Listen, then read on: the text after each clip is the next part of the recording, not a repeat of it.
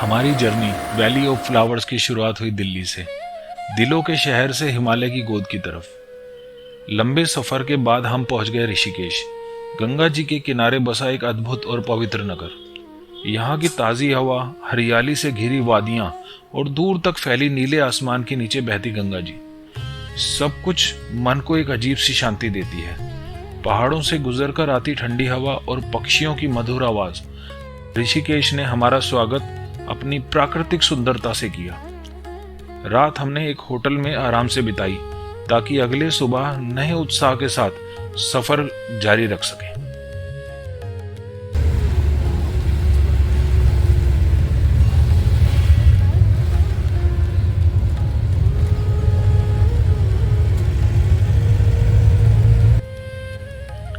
अगली सुबह हम निकल गए गोविंद घाट की ओर।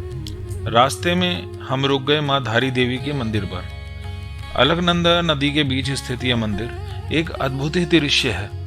नदी के बीच से बहती ठंडी हवा, घंटियों की गूंज और मां के दर्शन का अनुभव, सब कुछ दिल को एक अनोखी शांति और ऊर्जा से भर देता है। ऐसा लगा जैसे मां ने हमारे पूरे सफर के लिए अपना आशीर्वाद दे दिया हो।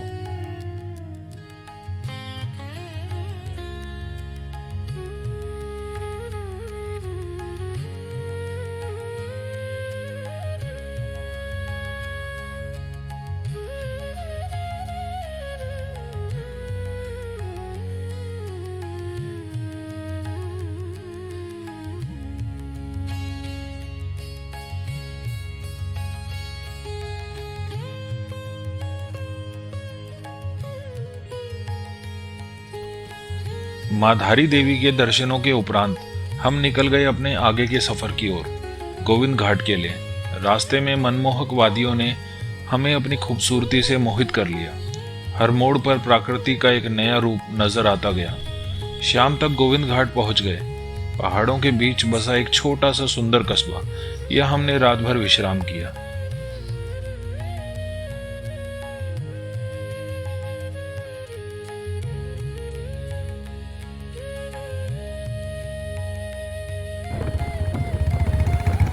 अगले दिन हमने गोविंद घाट से घांगरिया के सफर की शुरुआत की। सबसे पहले कुछ यात्रियों ने हेलीकॉप्टर से घांगरिया का सफर तय किया।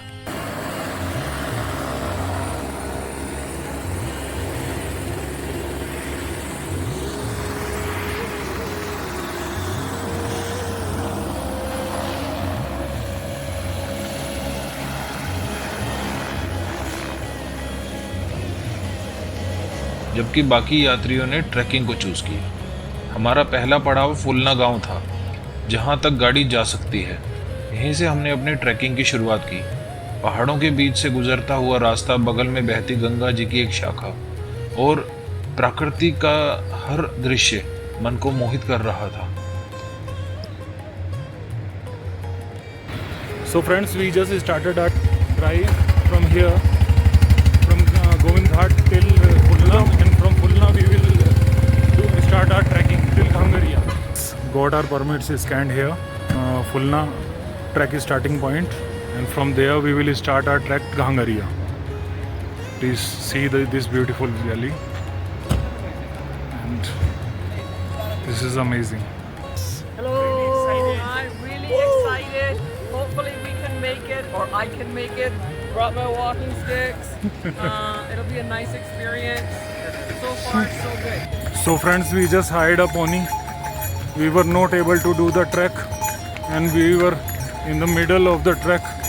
So we love animals, we care for the animals, but this is now our necessity.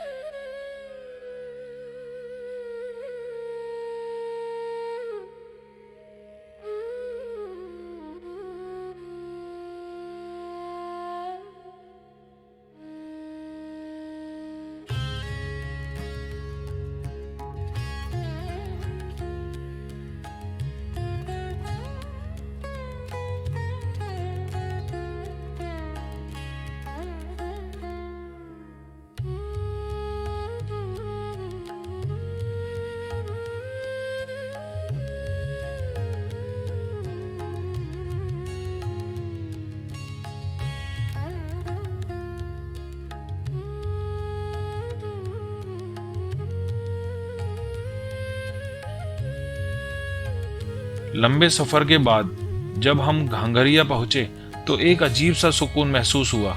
थकान के बावजूद सबके चेहरों पर मुस्कान थी, क्योंकि अब हम अपनी मंजिल के पास बहुत पास थे।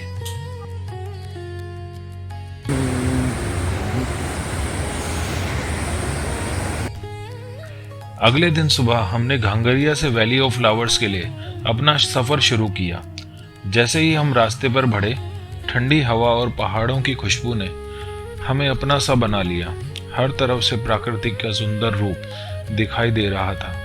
रास्ता थोड़ा संकरा था, ट्रैकिंग थोड़ी मुश्किल, लेकिन हर मोड़ पर एक नया दृश्य मिलता था, इसलिए यह सफर बहुत मजेदार रहा।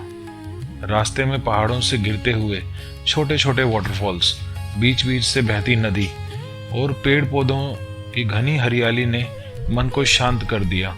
लगता था जैसे माँ प्रकृति अपनी गोद में बिठाकर कह रही हो, देखो ये मेरा असली रूप है। जब हम आगे बढ़ते गए तो दृश्य और भी मनमोहक होते गए।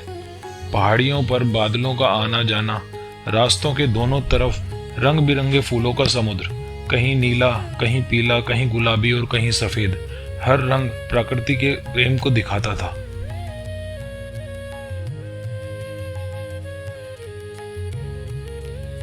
और फिर कुछ देर बाद हम पहुंच गए वैली ऑफ फ्लावर्स के बीच में। जहां तक नजर जाए सिर्फ फूल ही फूल, पहाड़ियों के बीच खिलते हुए, जैसे प्रकृति ने अपना पूरा मन यहाँ उतार दिया हो। हल्का सा कोहरा, ठंडी हवा और उन फूलों की खुशबू ने एक अलग ही शांति दे दी।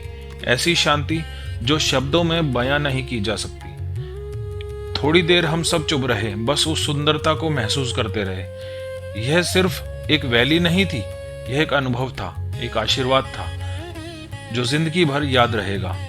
वैली ऑफ फ्लावर्स माँ प्रकृति के हाथों से लिखी हुई एक कविता है और हम खुशनसीब थे कि हमें उसे पढ़ने का मौका मिला। अगर आपको हमारी ये वीडियो अच्छी लगी हो तो लाइक करें, कमेंट करें, शेयर करें और हमारे चैनल को सब्सक्राइब करना ना भूलें। ऐसी ही और सुंदर यात्राओं के लिए जुड़े रहिए हमारे साथ। धन्यवाद।